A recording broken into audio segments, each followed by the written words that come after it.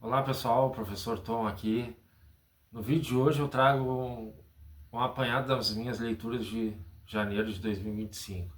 O primeiro livro é Vou Te Receitar um Gato, da escritora Seo Ishida, um livro de 2021.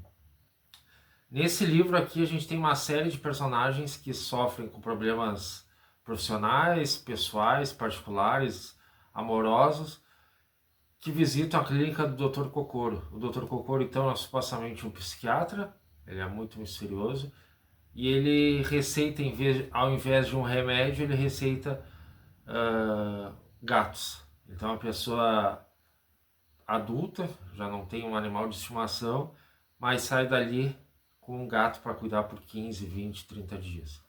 Tá? O que acontece são uma série de transformações na vida desse personagem. Então as pessoas deixam de ser egoístas, se transformam mais amorosas, deixam de ser ansiosas e passam a ter mais qualidade de vida.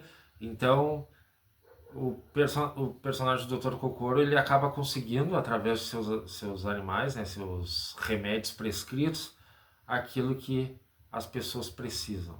Então é um livro gostoso, uma leitura fácil, tem menos de 200 páginas, uma leitura bem gostosa de se fazer, principalmente agora no período de férias.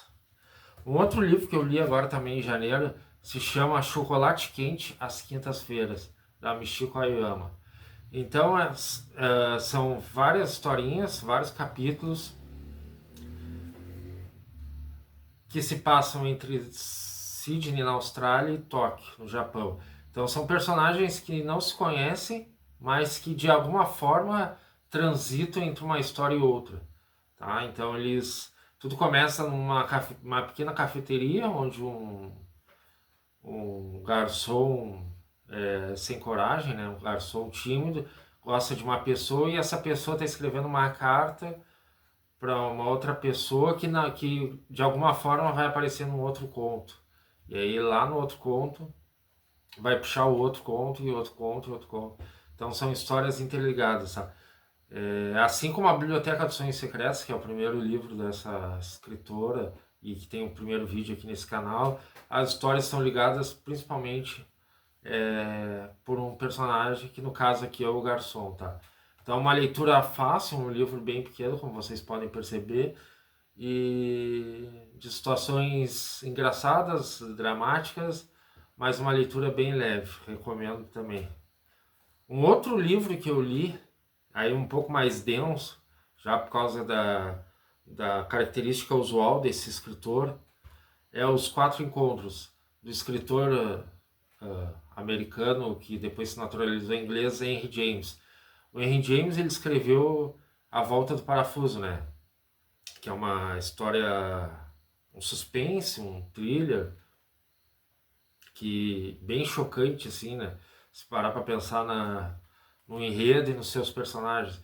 Então aqui nesse livrinho aqui de um pouco mais de 100 páginas, o Henry James traz três histórias que se modificam ao longo do tempo, porque são de momentos diferentes da sua escrita, né? Da sua função literária. Então a gente percebe a mudança no modo de escrever do Henry James, mas percebe ali algo que é perene na sua permanente na sua escrita, que é a profundidade dos personagens. São personagens bem profundos. A gente tem a moça do primeiro conto, que se chama Os Quatro Encontros. A gente tem o professor e o aluno no segundo conto, que se chama O Discípulo, que tem uma relação de uma amizade bem fiel, assim, que supera a distância entre professor e aluno. E a gente, no último conto, O Mentiroso, a gente tem um artista plástico, um pintor, que vai retratar um cara que conta muita mentira sem freio. Ele não tem limites para contar mentira, principalmente na frente dos outros. Na frente de muita gente, no caso, né?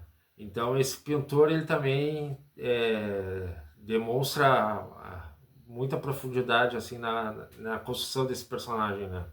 Então os quatro encontros do Henry James, escritor de A Volta do Parafuso. Por fim, eu conheci finalmente a obra do norte-americano Don DeLillo, né? Don DeLillo é um dos escritores mais prestigiados dos Estados Unidos ainda. Então a gente tem contos que o contexto é a Guerra Fria e uma terceira guerra mundial, então a gente percebe ali um escritor do seu tempo, né? Que consegue fazer o contexto do medo, do pavor que os seres humanos estavam vivendo de uma nova guerra mundial. A gente tem um conto que é o que dá o nome ao livro Anjo Esmeralda, que se passa nos anos 90, então o auge das drogas nos Estados Unidos, da AIDS, matando principalmente pessoal da periferia das grandes cidades norte-americanas. Então a gente percebe na escrita do Don DeLillo que ele tinha muito apuro nessa questão do contexto da sua época de escrita, né? Então tem contos belíssimos, a escrita dele é interessantíssima, assim como eu gosto de escrever, ele gosta de escrever sentenças curtas, então tu está lendo uma frase, ponto, está lendo outra frase, ponto, então são frases curtíssimas, o que não quer dizer que o conto seja pequeno, né? São contos grandes e ideias interessantíssimas. Dois contos que me chamaram bastante a atenção é um conto de 1988, O Corredor, que é um conto onde o personagem principal é um corredor de rua e ele está passando por várias partes da cidade e nesse contexto ele vai visualizando várias cenas e que ele vai nos descrevendo. Chega um momento até de tão pitoresca essa corrida que ele para dar depoimento para um policial. E um outro conto, e aí já mais recente, que é Meia-Noite em Dostoiévski, que é um conto que se passa numa cidade pequena, onde a neve está tomando conta, e que dois estudantes de ensino médio, provavelmente, tecem conceitos e preconceitos acerca de um personagem que eles não sabem o nome. Então esse personagem pode ser um mendigo, pode ser um cidadão qualquer. Eles criam a ideia de que ele é um personagem saído da literatura russa. Então ele é um personagem misterioso para eles, né, para esses dois. Então eles começam a descrever da onde ele veio, com quem ele mora, por que ele está aqui, que língua que ele fala. Então eles vão criando como se fosse um livro, uma trama dentro da própria trama do conto. E aí ainda assim tem um professor que é de origem europeia deles, então eles criam até a ideia de que esse professor é filho desse personagem. Então eu achei bem interessante essa ideia do Don DeLillo criar como se fosse uma ficção dentro da ficção, né? Então é isso, pessoal, o vídeo de hoje era sobre esses 4 livros. Eu quero que vocês comentem aí no vídeo o que vocês acharam, gostaram, não gostaram, já conheci algum desses livros, conheci esses autores. Não esqueçam de deixar o like, compartilhar o vídeo se possível, e a gente se vê no próximo vídeo. Até mais.